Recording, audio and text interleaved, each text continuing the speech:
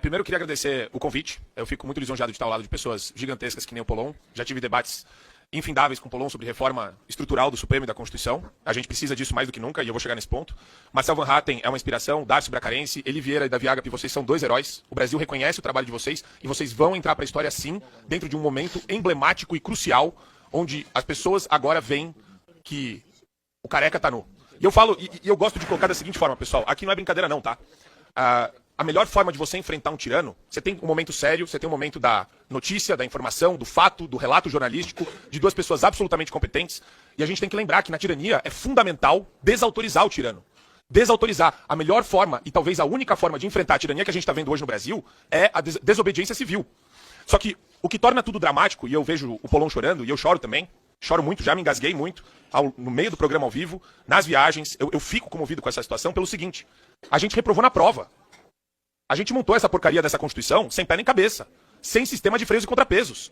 A gente deu o único freio do Supremo Tribunal Federal na mão de um presidente do Senado, que hoje se omite e fala com todas as letras que não vai pautar.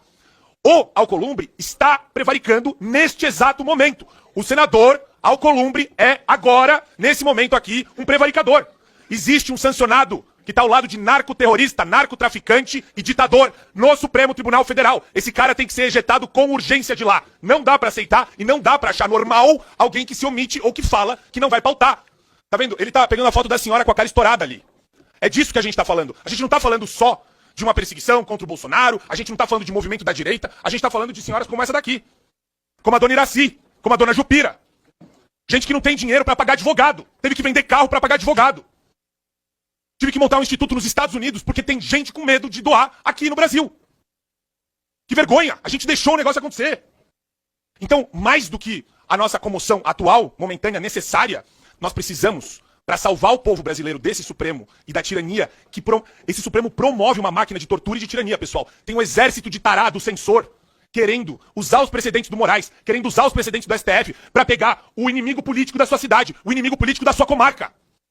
Não dá, não dá. A nossa cruzada, neste momento, é contra abuso de poder e de autoridade. E o Alexandre de Moraes é o maior marco na história do nosso país de abuso de poder e de autoridade. E o nosso desafio é enfrentar os eufemismos, a trivialização da tortura contra o Felipe Martins, a tortura contra essa senhora. Então, a gente precisa olhar para isso, curto, médio e longo prazo. O IFPE, o instituto que eu montei nos Estados Unidos, eu queria colocar ele inteiramente à disposição da comissão. Da mesma forma que a gente vai colocar para o pessoal da Frente Parlamentar pela Liberdade de Expressão da Júlia Zanata.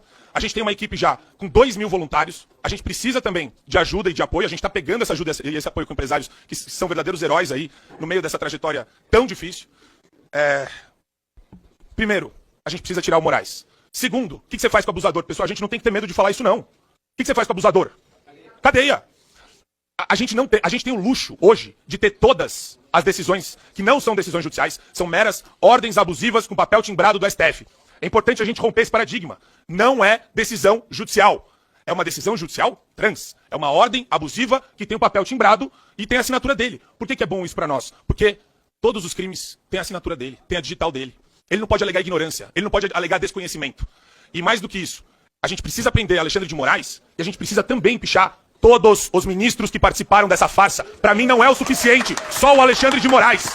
Todo mundo, Barroso, Gilmar Mendes, montaram uma quadrilha no sistema de justiça brasileiro, no Supremo Tribunal Federal. Existe hoje uma organização criminosa no Supremo Tribunal Federal. E é isso que o Eli e o Davi Agape estão mostrando pra gente hoje, com todas as letras, com todas as provas.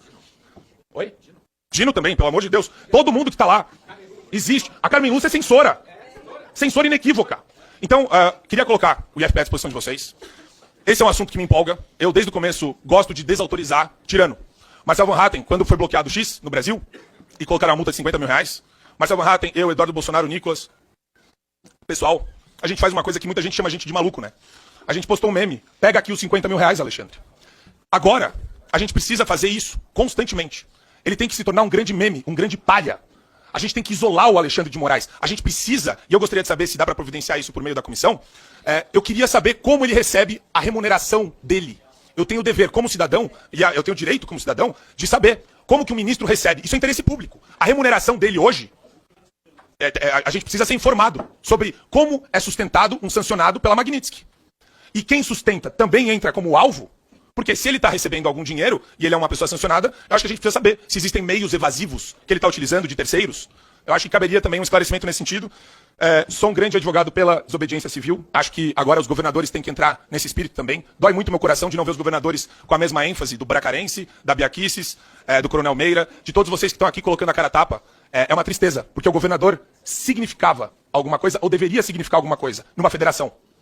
Numa federação deveria ser alguma coisa relevante.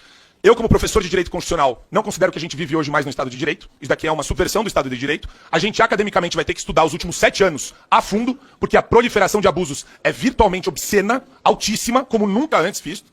Então a gente tem 7 anos de dever de casa. Para fazer o quê? Para mudar o Brasil para os próximos 50 anos. Para que nunca mais Alexandre de Moraes apareçam aqui na nossa casa. É isso, pessoal. Obrigado. Eu queria...